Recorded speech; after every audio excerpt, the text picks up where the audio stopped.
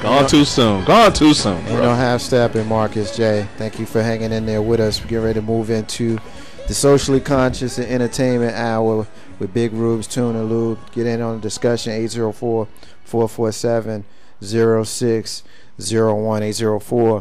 804-447-0601. As we do every single week, we're going to move into a profile of a missing and or exploited child. This week's person is Asia Olivia Baker. She's a endangered runaway, has been missing since March 29th, 2012. She's 16 years old, from Martinsville, Virginia, about 2 hours southwest of us here in the Richmond area. She's a black female, stands 156 pounds with black hair and brown eyes.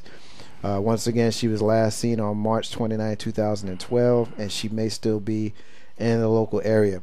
If you have seen Asia Olivia Baker, please give the National Center for the Missing and Exploited Children a phone call at 800-THE-LOST, 1-800-843-5678, or hit them on their website, missingkids.com.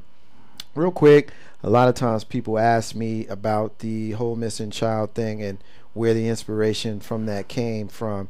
And I normally don't really talk much about it, but for the purposes of full disclosure, I will share. If you have been watching the national news at any point in the last week, you may have seen the case of a young boy by the name of Etan Patz, who went missing in May of 1979 from Manhattan. Etan was about 6 years old at the time. It would have been a little over a year older than what I was at the time. And I remember very, very clearly seeing that smiling face, because every single picture you saw him and he had this big old smile. And to 4, 5, 6 year old me, to see a kid who kind of was a latchkey kid just like I was go missing, it hit me close. It hit me as a young boy, it hit me close, and to see how it affected my family and the way they managed raising me. And a lot of times I wasn't able to do some of the things that I wanted to do. Etan, of course, was the first child that was on a milk carton. So we all grew up, people in our general age group grew up looking at missing children on the milk carton. Etan was the first one on there. And also his case was the precursor to the Missing Children Acts and the Missing Children, the reason why you have things like the missingkids.com and the National Center for Missing and Exploited Kids. So in 2001 he was legally declared dead, but it was still a story that has haunted me forever, simply because I could relate as a boy his age. So that's the reason why every single week, as long as we're on the air, we will profile a missing and exploited child. And if you have seen Asia, or if you have seen Etan, who would be 40 years old this year, again, contact the National Association for Missing and Exploited Children, 800-843-5678. All right, at this point, we are going to transition. It's about 20 minutes after the hour. Big Rube is going to lead us in Big Rube's segment that we like to call here the Tune and Lube. Brother, take it away. What's going on? Well, of course, just to give everybody, and even those new people, understanding what the Tune and Lube is. Basically, what the Tune and Lube is we take an issue of society and we talk about it and see how we can fix it, or what we would do about it. So, if you have any comments, the question is actually posted on our fan page on Facebook. So, if you like us, go there. And if you don't like us, and then go there. Well, go there first, then like us, because that would actually make more sense. Also, the biggest thing that we're going to talk about today is the question. You can give us a call at 804-447-0601. Thank you. Or you can hit us up on the Twitter at NOHLF Steppin. So, hit us up, even on the Facebook. Now, the question of the night is, what age would you trust your child to be outside the home after nightfall? Now, not be outside the home as in somebody else's house, whatever. Just be outside in a sense where they may have to walk home or ride their bike home. Because I know back in the day when little Big Rube was growing up, when the street lights came on, it was time to come in the house.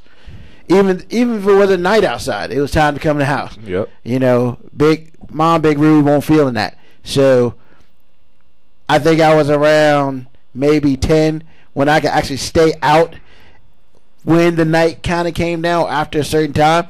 So I guess first of all, Carlton Banks, you have a little Carlton Banks.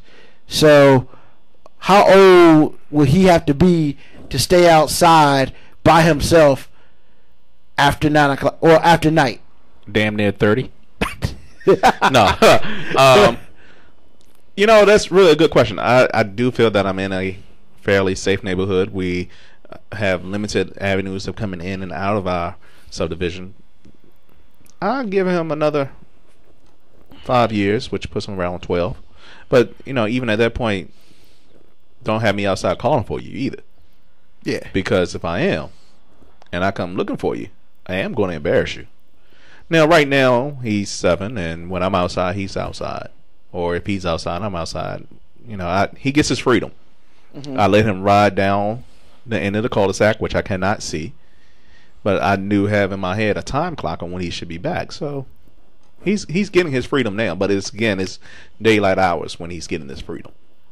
Okay. We got a hit on the fan page. Hakeem is listening to us in Jersey.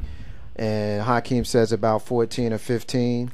But his daughter's about to be a black belt. So that situation is a little bit different. Of course, longtime listeners know Marcus Jay's daughter, Mama Jay's, in the process of working towards that as well. But she's a little bit younger. You know, this one's a tough one for me because, you know, as I just got finished going through why we do missing children here on this show, and it's very personal to me. I also remember around about that same time, a little bit after that, you know, you had the Atlanta child murders where you had 22 little black children were taken off the street and murdered and never seen again. Dude, I was a kid during that time. You know, so, couldn't go out the house. We all were. And, you know, you guys grew up here. I grew up in New Jersey, you know, so you guys obviously were close to Atlanta, but there was it was no more frightening, you know, for you guys than it was for Mother Jay back home in Jersey. You know, we were talking about this earlier today when I shared with her some of the stuff that we would talk about today, and she was saying she'd look outside the window and she don't see my big wheel. She's like, yo, where's Marcus J? So for me, it's tough. Like now, similar to Colin Banks, I mean, we don't live near each other, but our neighborhoods are somewhat similar. And, you know, Mama J be 9 soon, and I try to give her freedom. You know, I let her go outside, and, you know, sometimes, you know, if I don't see her immediately, you know, I get nervous. And, you know, she's at an age right now where she likes to hide. I'll give you an example, Big Rube. We went to dinner, she and I, we had daddy-daughter night, and I went to the bathroom, and where we were sitting was literally right next to the bathroom. So I felt comfortable going to the bathroom without having to drag her in there with me, or at least making her stand by the door, which I sometimes do, which sounds extreme, but that's just the world we in. But this time I was like, all right, I'm gonna just go to the bathroom, be right back. And I came out, and the last thing I said to her was, don't move from this spot no matter what. Don't move. So I come out, and I don't see her. So I'm nervous. Like I'm almost shook. And just in like seconds, I went to the bathroom. Dude, I wasn't in there for 2 minutes. You know, as long as it takes for the jiggle and wash your hands. That's how long I was in there. To come out, and before I had an opportunity to ask one of the people, have you seen little girl? She comes from under the chair where she was hiding, and she's giggling. That's not and I was like, yo, that's not cool. That's not cool at all. You almost gave daddy a heart attack. And the reason why is because you just scared. So to bring it full circle with your question, Big Rube, I don't know if there's an answer as far as how old you are. Like when you on your 9th birthday or your 10th birthday, or as Hakeem said, on your 14th or your 15th birthday, now I don't have to be stressed no more. Because I talk to Mother J, I'm almost 40.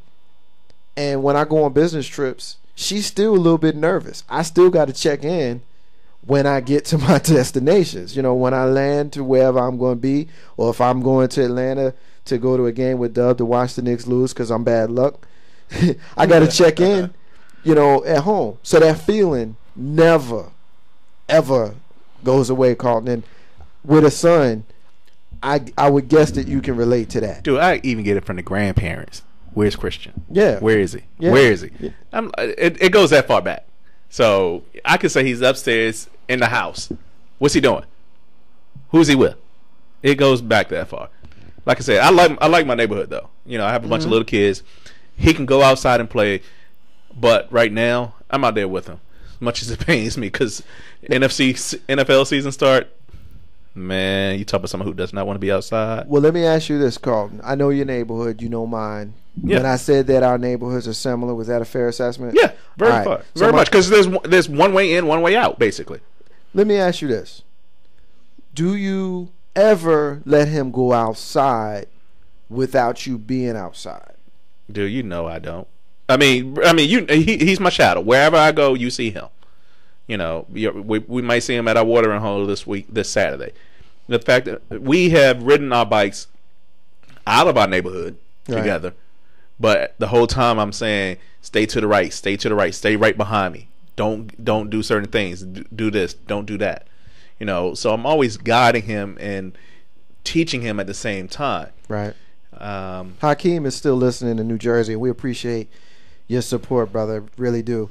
Hakeem is commenting that you never stop stressing. His oldest is 24. This is the same Hakeem who had the 14, 15 age he mentioned earlier. His oldest is 24, and he says he's threatened to put GPS on her phone. So that kind of speaks to what I was saying a minute ago about when, you know, I'm almost 40 and I got to deal with it.